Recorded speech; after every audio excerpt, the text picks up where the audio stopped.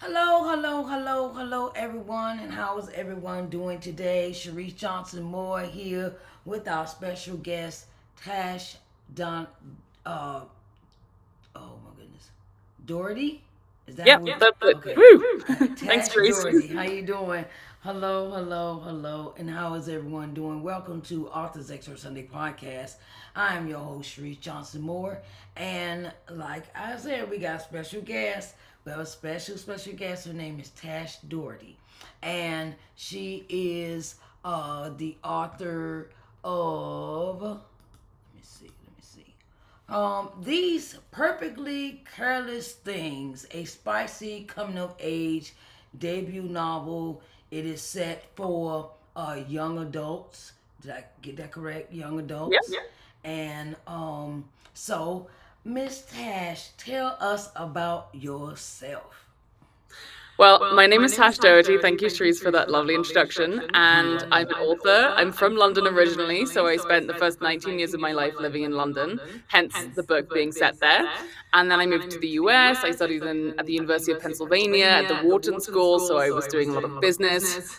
And then I worked in tech for 5 years, and I wasn't that happy in technology. So I quit my job and I decided to pursue my childhood dream of becoming a teen romance author. And so now These Perfectly Careless Things is my first book. I published it last year in September, made an audiobook and everything. I also moved to Mexico City, so that's where I live now. And yeah, it's really super exciting to have my debut novel out in the world. And I hope everyone, if you like spicy romance, if you like teenagers getting up to no good, running around the city, I'm sure you'll love it. So yeah.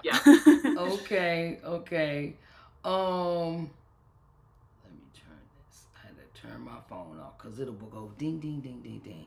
And I don't want to be disturbed during our interview. Sorry, excuse me.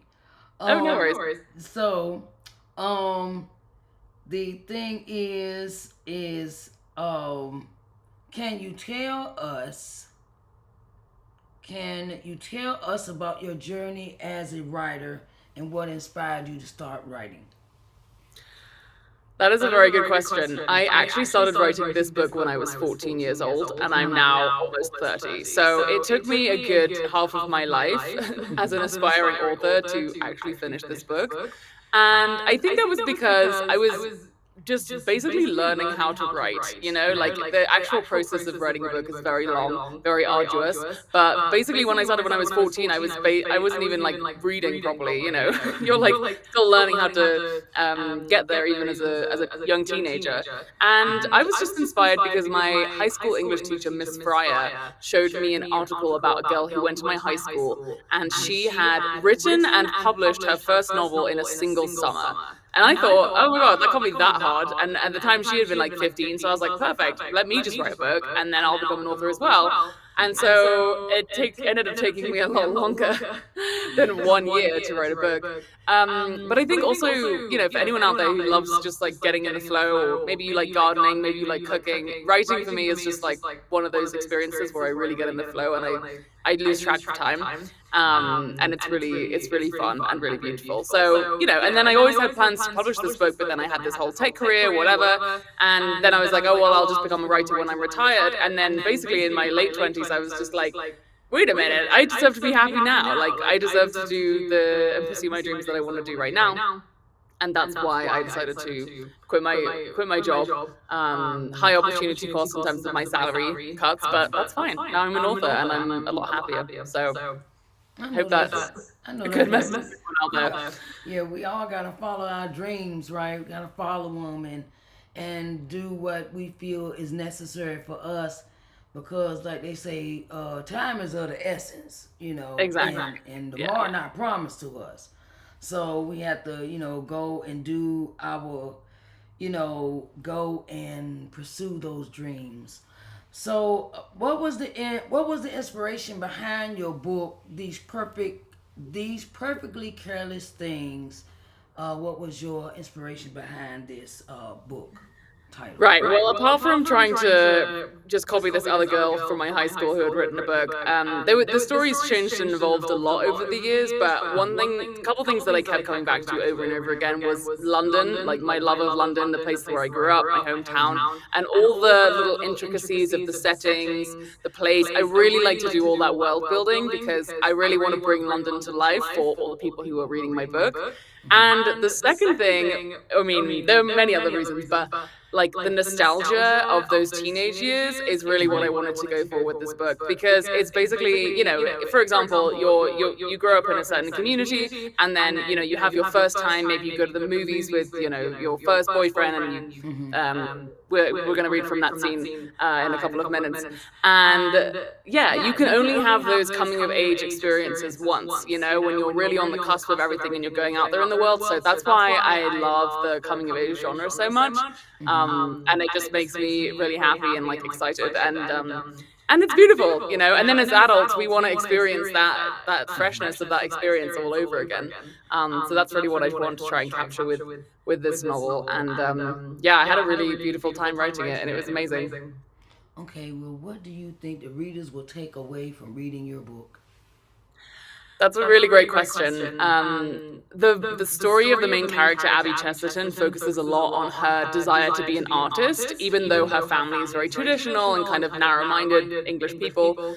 And so basically, when she meets Jonah Wood, she is inspired to pursue her art and her creativity. So I hope that everyone's inner artist is kind of nurtured a little bit by reading this book through Abby's kind of courage. As she's exploring this world through the eyes of Jonah, who's this kind of more like intellectual, dark character.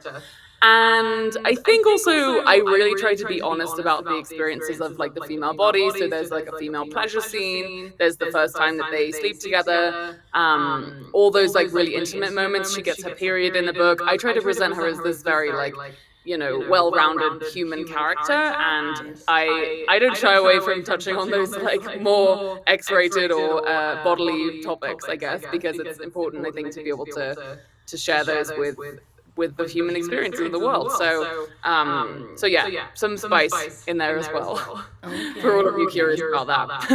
All right. So, during your writing your book, have you faced any writer's block? Yeah, I mean, it took me 7 years, the second half of the time that I was doing, to work through the rest of it. What I would say though, my kind of antidote to that is having your heart broken a lot, and also getting rejected by men in the media industry. So I was kind of dating this like Netflix bigwig Hollywood screenwriter, and I had my edits sitting in my inbox that I wasn't, sometimes you just lose momentum and you're like, oh, I should get to that round of edits like sometime soon. But basically, yeah, that specific guy ghosted me, and then I realized that I was really mad at him, and I also wanted to take back my own career rather than just be supporting his career. So that was a good impetus. Sometimes you just need that little bit of anger or that flare up of frustration of the world to push you over the edge and actually get your edits done. But yeah, I think it's difficult because there's not a specific deadline, with a lot of these projects, and so I really recommend people set deadlines and just push themselves, to keep going, because it does take a long time. But one word a day, one word at a time, one day at a time, and you'll get there eventually. Right. Just take your time. Don't rush. It ain't meant to, as they say, Rome won't build in a day.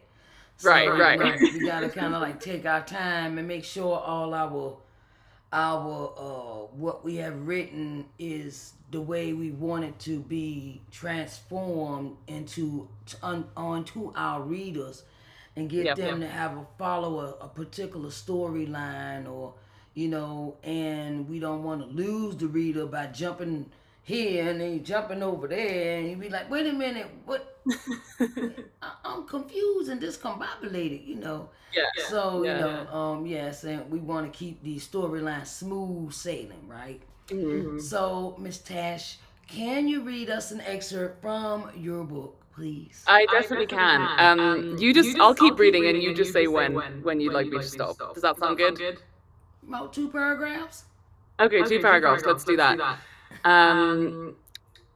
Jonah took a packet of cigarettes out of his pocket.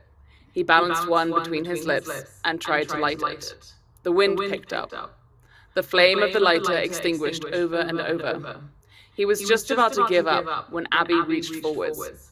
She took the cigarette from his lips. She kissed him. At the touch, Jonah was calm. He had a stoic, protective presence. After a short second or two, when he did pull away, Jonah looked into her eyes like he was enraptured, drunk on a strange potion. All Abby could do was gaze back at him, curious, nervous about what he might say next. Had he liked it? Did he think she was a good kisser? Without breaking their eye contact, she placed the cigarette on his ear, wedging it along the short-cut sides of his hair. She balanced the cigarette as Jonah smirked. He quickly pecked her on the lips. They kissed again, with more force, more longing this time. Abby pulled away. She put the cigarette in Jonah's mouth, half giggling. Jonah gazed at her, his breaths shorter and staggered. She could feel him craving her. She cut it short and motioned for the lighter. He handed it to her and cupped his hands as she lit it for him successfully. As he began to smoke, Jonah put his arm around her, almost cradling her.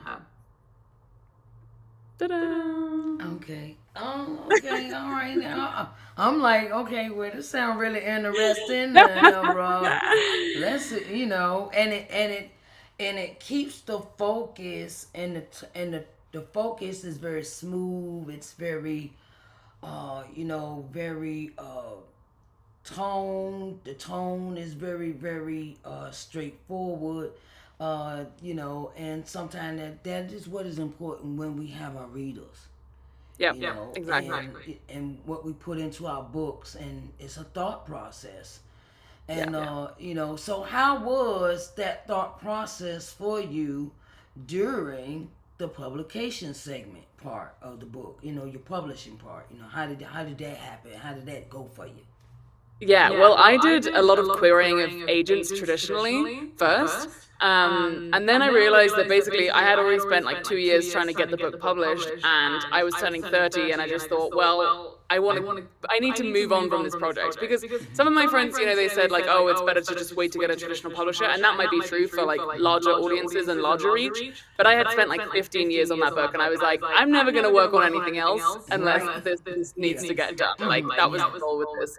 So I ended up self-publishing with Book Baby first, and switching to this other one called Ingram Spark, because then I can actually sell my books all over the world. It's kind of crazy. Like I live in Mexico, I send my manuscript to this team in the US or wherever they are. They publish the book in Germany, South Africa, Australia, England, America, and I don't even have to touch, any of that process. It's a really awesome time that we live in, that I'm able to do that. And I really love self-publishing overall. At first I was like, oh, I want to have a big Penguin, New York Times, whatever book deal, and maybe I'll get there one day. But for now, I think it's also really important for people to realize that, you can have full creative control over these things that you're making, and I get to choose, the cover, I get to choose my editors, I get to choose the story. And we can, with the internet, publish podcasts, we can make music, we can do so many things today that, we had a lot of gatekeepers before. Yeah. Which isn't anymore. So I just kind of took matters into my own hands and published my book on my own, and it's been a really beautiful journey. And also I had to learn so much about the publishing industry from that as well. Doing my Amazon ads, doing my own organic social media, all that kind of stuff. And that's just going to take a long time, but it's a whole, that's the journey, it's the career. And it's really fun to be learning all these new things all the time and challenging myself. Right, and that's the pleasure of when you do it yourself. That's the pleasure where you get to, I don't have to sit and wait on nobody's permission, and each step that's going on, and you get to create the way that you want to release your book, the way that you want to release, if you want to do all 4 formats at one time: hardback, paperback, audio, and what other form they have it in, where you got and then you can do it in different languages and different countries, and you control all that. And like you say, you do learn a lot in the process of doing everything yourself. You Yeah. know, you know, some I've heard some say it's tedious, time consuming. I be like, well, I'd rather learn than to sit and be like, I gotta wait on this editor now, you Right. know, and they taking a little bit too long, and you know, and then you learn about the process of how to upload the KDP, and did Ingram Spark do that for you? Did they do all the uploading and all of that for you? They do just the printed ones, right? Like the printed books, and that's also the benefit, right? Is that like they can ship those books to anyone in the world, basically. But yeah, I had to do my own Kindle publishing. I use a software called Vellum, so that's the one that I just read from actually, where they just format it all for you. It's really nice, and of course I have to pay for the software. But sometimes, that was the challenge there, in terms of like publishing things yourself. But if not, you have to pay editors yourself. You have to like, or you charge somebody to do. And I have paid human editors and things as well before. So, but it's this is everyone's journey is unique, and I think whichever way you choose to put your work out there in the world, it doesn't really matter as long as you're doing it. You're like in the arena, Right. putting the work out there, publishing the podcast episodes, publishing the books, publishing the articles. Yeah, so that's what matters. So, what advice would you give to an aspiring author that's thinking about publishing their book? Yeah, I think you just have to be prepared to do it. And it's a really a big decision. I think Will Smith also talks about this, deciding once you just decide who you're going to be and then you make that happen. And basically, when I had all of my different writing groups, whatever, we had even book writing groups together. And after all of those years, I'm still the only person who ever published my book from that group. So, you just have to be determined no matter what to say, this is what I'm going to do. And it's amazing when you actually dedicate yourself to it, it will happen. But again, also setting a deadline. That was the most important thing. Last year, I set my deadline for September, and I still spent the whole year humanly hurrying, walking along, being like, da da da da, my book deadline's in September. Again, I completely made that deadline up myself. So yeah, it's funny to make up deadlines, but that actually does work. And this year, right now, actually, I'm also writing my second book, and my deadline is, well, my actual first deadline was for the 1st of September to finish my first draft of it. But I'm currently at like 55,000 words out of like 100,000 words that I want to write. So I'm going to try and finish that draft by the end of the year, right? So it's like, okay, but that seems doable now. If I write 2,000 words every day, pretty soon, that's how books get written. Yeah, and then my last tip to that sense is like when I was working my corporate job, sometimes you have other things you have to do, balance, your caretaking, you're looking after kids, whatever. Just work a tiny bit every single day. Like it can be one word of your manuscript, it can be a sentence. You might write 5,000 words one day when you're like finally have some free time, but you just have to put in and mark it in a streak on your calendar. Like that's what I have on my calendar is a little streaks. I streak calendar, and then I just cross off every single day to make sure that I did something. And that momentum will just keep you going. And within a couple of months, you'll have like your manuscript done or written your chapter or whatever it is. So yeah. I know, right? You just take your time, right? My first novel is entitled Coming and Loving Yourself, and it's like 334 pages. And it took me 2 years to write the novel because I would write for 6 months, pause for 6 months, write for 6 months, and then pause for 6 months. And what got me was I got ahead of myself, and I had uploaded to KDP the first 3 chapters, which had been already edited and proofread. I uploaded it. They said, oh, you got 90 days to finish the book, to publish. I completely forgot all about I had uploaded them 3 chapters, and they got their email, and I was like, oh, I got to take this down, and now I really got to finish the book, So I had to go back and do all that, and I was like, okay, well, I know not to do that on the second book if I write another book. Right. But that did help you though, right? Like the 90-day time constraint actually kind of useful to get it done. But then when you forget that you've done that, you got so many other things going on. But now I realize, do not upload your book until it is completely finished. Right. Proofread and edit it is completely done. Then you can do whatever you want with it. You copyright, then you do all that other stuff in the very end before you publish. So Right. I learned from that lesson. So Yeah. yeah. So how can the readers in the audience get in contact with you about your book and about your career? Yes. Well, you can go to tashdoherty.com to read my website. And I also have my book on Amazon. So These Perfectly Careless Things. And my other thing that I do is I write a Substack called Miseducated. Now, this is a slightly different audience to my book, but every week I write a steamy story on that. And also other things about, life and the female experience. So that is Miseducated with Misseducated. Miseducated is the Substack. And you can also find me at miseducated underscore on all of my social media platforms. And yeah, so it's pretty fun. I try to write stuff more regularly than just, one book a year for everyone out there. So you might enjoy that.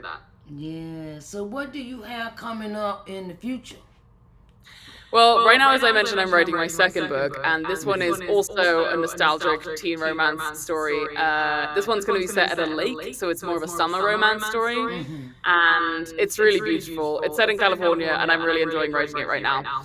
And apart from that, I do a lot of other collaborations with women's health companies. So I'm actually going to be collaborating with a couple of companies on some TikToks maybe about women's health, which I can't tell everyone too much about right now.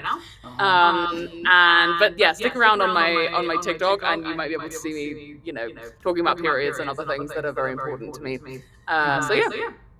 Okay. All right. It has been an honor and a privilege to interview you today. I'm kind of tongue tied. I don't know what's going on with that.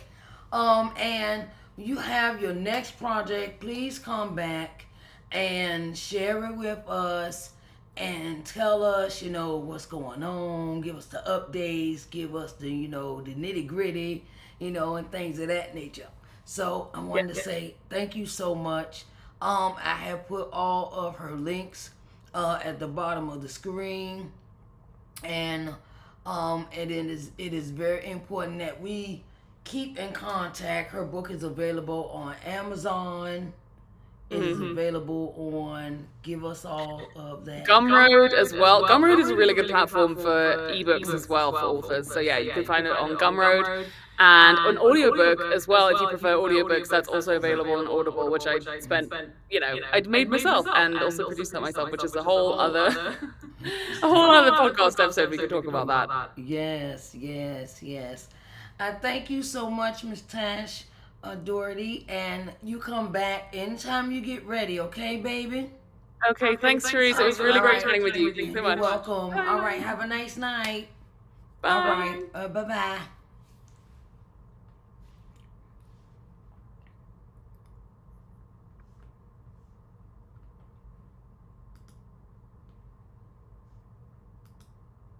It has been an honor and a privilege to have Miss Tash Doherty here.